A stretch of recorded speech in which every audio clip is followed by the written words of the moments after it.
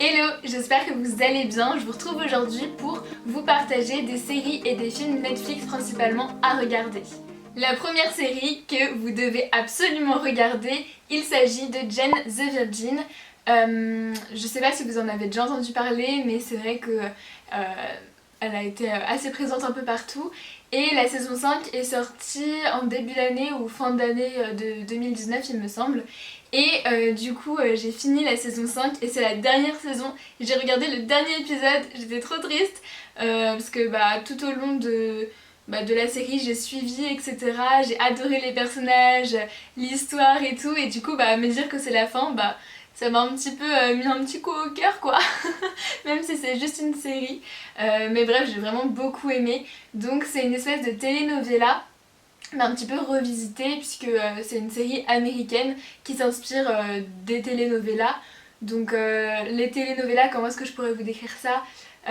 C'est des séries qui sont faites principalement en Amérique latine, Amérique du Sud, et donc c'est assez cliché, etc. Et il n'y a pas vraiment de règles, ça peut être un petit peu what the fuck. Et je trouve que cette série, elle est vraiment nickel si vous avez un petit coup de bad mood. Franchement, celle-là, elle va vraiment vous remonter le moral. Donc j'ai essayé de vous raconter un petit peu l'histoire sans trop vous spoiler, vous inquiétez pas, juste un petit peu le début pour vous faire un mini résumé, une mini intro. En gros, on va suivre Jane, un personnage d'une vingtaine d'années, qui est dans le début de sa vingtaine, et qui est assez croyante, qui ne veut pas faire l'amour avant le mariage, etc. Et donc voilà, elle est très carrée là-dessus, mais elle va tomber enceinte alors qu'elle n'a jamais rien fait. Et donc on l'a inséminée par erreur, etc.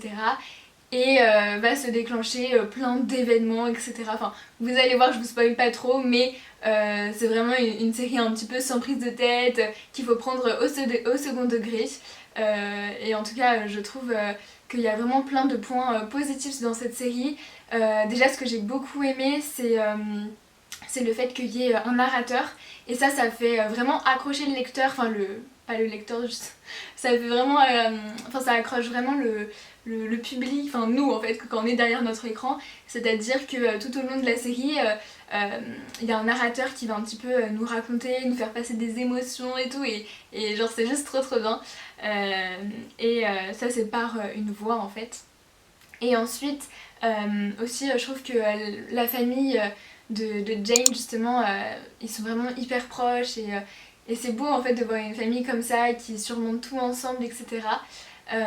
Et bref, il y a plein d'autres choses, il y a plein d'autres bons points positifs. En tout cas, j'ai vraiment beaucoup aimé cette série, donc n'hésitez pas à me dire si vous l'avez regardée, et puis si vous allez la regarder ou pas, si ce n'est pas encore fait. Je vais maintenant vous parler de Working Mom.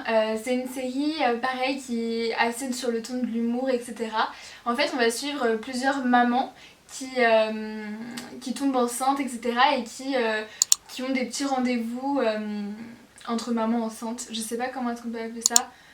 Oui, en gros, elles vont préparer un petit peu leur maternité. On les suit en fait à travers leur grossesse, et puis ensuite quand elles accouchent, on les suit quand elles ont leur enfant.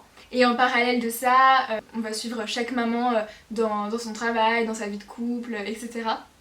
Et je trouve que c'est super bien fait, enfin, j'ai bien aimé la série, c'est assez léger, drôle, etc. Et je trouve que ça change un petit peu de ce qu'on a l'habitude de voir. En plus, j'aime trop les acteurs, surtout l'actrice principale qui est...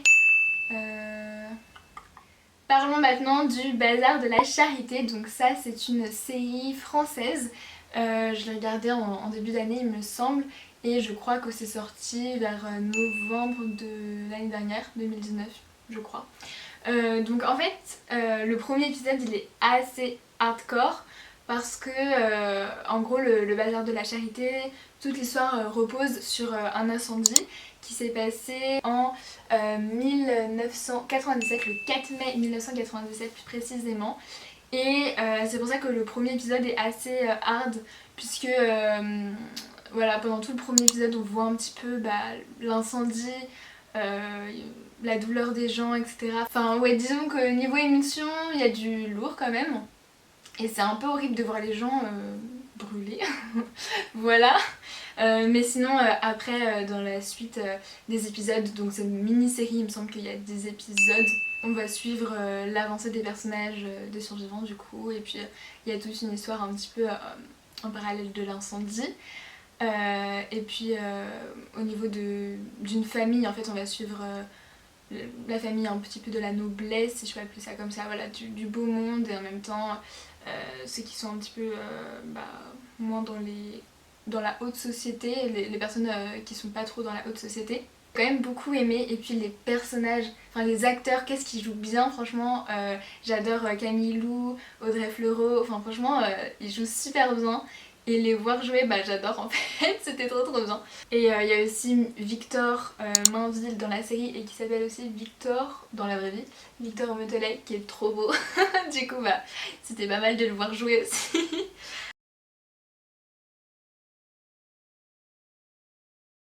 Franchement j'ai beaucoup aimé cette série, assez touchante aussi. Et je vous conseille vraiment de la regarder. Donc au début elle était seulement sur TF1, et puis maintenant elle est disponible sur Netflix, donc n'hésitez pas à la regarder si c'est pas encore fait. Je vais maintenant vous parler d'un film, le seul et l'unique. Il s'agit de PS Je t'aime toujours. Donc c'est le deuxième film de À tous les garçons que j'ai aimé. On suit donc la suite des aventures de Lara Jean. Je sais pas si vous avez vu le premier film ou même lu la trilogie, puisque de base c'est une saga donc de 3 tomes. Je l'ai lu il y a plutôt longtemps. J'avais lu les 2 premiers tomes il y a 2 ans à peu près, et le 3e tome cet été. D'ailleurs si vous les avez pas lus et que vous aimez bien la lecture, je vous conseille vraiment de les lire, parce que les livres sont juste géniaux, j'ai adoré, c'est des petites pépites. Franchement c'est une lecture légère, sans prise de tête, hyper chou. Donc si vous aimez les lectures un peu comme ça, plutôt sympathiques, et je vous conseille vraiment de les lire. Et si la lecture c'est pas trop pour vous, il y a toujours les films. Mais du coup par rapport au deuxième film, j'avoue que j'ai été un petit peu déçue. Je sais pas, je pense que j'ai quand même préféré les livres, et j'ai aussi préféré le premier film. Celui-là, ouais, une légère déception. Après c'est toujours bien de... Enfin, je voulais regarder la suite, mais j'ai été un petit peu déçue quand même. Donc du coup dites-moi dans les commentaires ce que vous en avez pensé si vous l'avez vu. Je vais vous parler maintenant de Messia. Donc c'est vrai que celle-là j'en ai entendu parler puisqu'elle a fait un petit peu polémique. Après le sujet principalement évoqué là-dedans c'est la religion, donc forcément ça fait directement polémique puisque la religion, les différentes religions, etc. Bref, il me semble qu'on lui reproche d'être anti-islamique. Donc écoutez, bon après j'ai pas trop d'avis là-dessus, mais j'ai trouvé que la série était plutôt bien. Donc c'est vrai qu'au début, je vous en avais d'ailleurs parlé dans mon vlog que j'avais fait, donc n'hésitez pas à aller le voir si ça vous intéresse et que c'est pas encore fait. Donc oui, je vous avais dit que j'avais commencé, et que de base le sujet m'intéressait, enfin j'avais peur de pas forcément accrocher avec le sujet, puisque ça parle beaucoup de religion, du Messie, etc. Mais j'ai trouvé ça vraiment intéressant de la regarder. Mais j'ai trouvé que c'était une série quand même intéressante et assez actuelle, même si toute l'histoire autour du Messie fait polémique. Ce qui est un peu derrière, enfin voir un petit peu la réaction des gens face au Messie, parce que du coup pour l'histoire c'est un peu l'apparition du Messie, enfin il y a un homme qui se dit être le Messie, etc.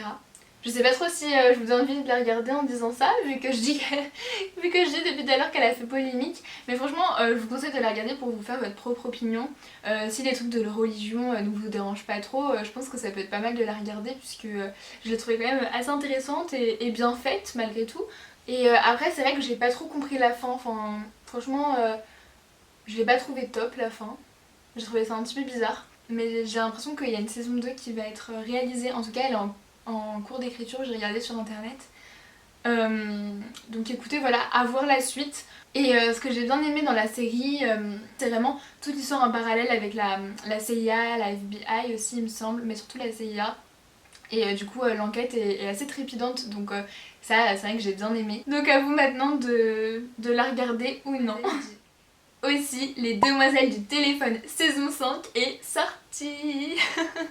Je sais pas si vous connaissez, si vous avez regardé, mais du coup la dernière saison des Demoiselles du téléphone est sortie. Je suis trop contente, en même temps je suis un peu triste que ce soit la fin, mais en fait j'aime bien cette série. Je trouve que les acteurs ne jouent pas hyper bien si vous voulez. Mais j'ai toujours envie de regarder, genre ça me fait plaisir de regarder cette série. Même si j'avoue que c'est pas la meilleure série du monde. Mais je sais pas, j'aime bien. Surtout au début. Au début genre j'étais vraiment à fond. À un moment j'ai eu une petite plonge et puis là je suis quand même contente qu'ils en aient sorti une nouvelle. Et en plus là c'est pendant la première guerre mondiale, non c'est pendant la deuxième guerre mondiale.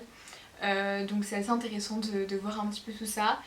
Donc en gros l'histoire c'est que on va suivre principalement Lydia. Alors attendez, j'essaie un petit peu de me souvenir de l'histoire parce que ça fait un petit peu longtemps. Et puis c'est passé plein d'événements enfin depuis le début quoi. Mais du coup au début on voit l'histoire de Lydia qui quand elle était jeune tombe amoureuse d'un garçon, ils voulaient s'enfuir et finalement ils ont pas pu vraiment s'enfuir. Enfin il s'est passé quelque chose, je vous en dis pas plus. Et puis là, plusieurs années plus tard, ils vont se retrouver. Et je ne vous en dis pas plus. Et ensuite voilà, il y a plein de petites péripéties. C'est un petit peu comme Jane the Virgin si vous voulez, il y a plein de rebondissements un petit peu. Même si je préfère quand même largement Jane the Virgin. Mais celle-là elle est pas mal non plus. Après, comme je vous disais, les acteurs ne jouent pas hyper bien. Après je regarde en français et de base c'est une série espagnole. Donc peut-être que la voix française, enfin peut-être que c'est la voix française qui fait ça. Je sais pas. Mais bon, j'ai l'impression quand même que même en espagnol, c'est pas le meilleur jeu d'acteur du monde. Et c'est pour ça que je fais une petite parallèle avec Jane the Virgin. Mais le truc qui est génial avec Jane the Virgin, c'est que les acteurs jouent super bien. Est-ce que j'allais vraiment oublier de vous parler de You? Je crois que oui. Cette série, je l'aime trop. Alors, du coup, je voulais un petit peu vous en parler, même si je pense que vous connaissez tous You. Parce que, bah... You quoi, je pense que vous avez dû en entendre parler, c'est sûr, c'est obligé à 100%. Mais du coup je vais pas vous raconter un petit peu l'histoire parce que je pense que vous connaissez quand même. En fait on suit un peu un psychopathe quoi, qui aime une fille, enfin qui va tomber amoureux d'une fille, être attiré par une fille et puis qui va tout faire pour être avec elle en fait. Et donc là il y a la saison 2 qui est sortie il y a quelques mois et waouh quoi. Et aussi ce qui est fou je trouve, c'est qu'on s'attache au personnage principal alors qu'on sait que c'est un mec cinglé. Mais j'en ai parlé avec plusieurs personnes de mon entourage, mais tout le monde s'attache à Joe alors qu'il est pas bien quoi. Mais comme on voit à travers ses yeux ce qui se passe, comme c'est lui, le personnage... Enfin, c'est lui qui nous raconte un peu l'histoire, donc sa manière de voir les choses et tout. Et donc forcément, on a envie qu'il réussisse un petit peu son coup, même si on sait que il est pas très bien dans sa tête quoi. Mais je pense que si on voyait l'histoire d'un point de vue externe, eh bien on l'aurait beaucoup moins en pitié et on voudrait qu'il se fasse choper par la police ou par des trucs comme ça. Mais comme on est vraiment avec lui, genre c'est lui qui nous raconte son histoire, on dirait qu'il veut être gentil ou je sais pas trop, et ben on l'aime bien. Enfin la plupart des gens en tout cas, et dont moi. Mais on sait quand même qu'au fond, c'est pas du tout un mec bien et qu'il est malade. Donc dites-moi ce que vous en pensez dans les commentaires. Est-ce que vous êtes d'accord avec moi? Et je vais maintenant vous parler de la dernière série qui est une série française également et qui se nomme 10%. Alors j'ai direct accroché avec cette série puisque on est dans le monde un petit peu des acteurs, du cinéma, etc. Et j'adore ça. Donc en gros on va suivre 5 agents voilà, dans une agence forcément, merci Clara pour cette information. Et à chaque épisode on va se concentrer sur un acteur, un vrai acteur qui existe dans la vraie vie et du coup il joue son propre rôle et je trouve ça hyper intéressant. Donc pour l'instant j'ai regardé pas mal d'épisodes, donc là j'en suis toujours à la saison 1. Je sais pas si d'ailleurs il y a plusieurs saisons pour l'instant, sûrement que si, il y en a peut-être 2 ou 3 il me semble, je suis pas sûre. Mais en tout cas donc là j'en suis toujours à la première saison et j'aime trop. Donc en plus il y avait Audrey Fleurot. Audrey Fleurot c'est celle qui a joué dans la série Le Bazar de la Charité que je vous parlais tout à l'heure. Donc si le monde du cinéma vous passionne, que vous aimez bien un petit peu tout ça, je vous conseille vraiment de regarder cette série. Et surtout je trouve que ça change de ce qu'on a l'habitude de voir d'habitude. Donc voilà, j'en ai fini avec mes petites séries et mon seul film que je voulais vous parler dans cette vidéo. J'espère que ça vous aura plu, n'hésitez pas à me dire si vous avez regardé les films que j'ai cités. si vous les avez aimés, si vous avez des choses à dire, etc. Bref, partagez-moi tout ça dans les commentaires. Aussi, dites-moi qu'est-ce que vous regardez en ce moment. Je vous embrasse, je vous dis à la prochaine et à plus, bye.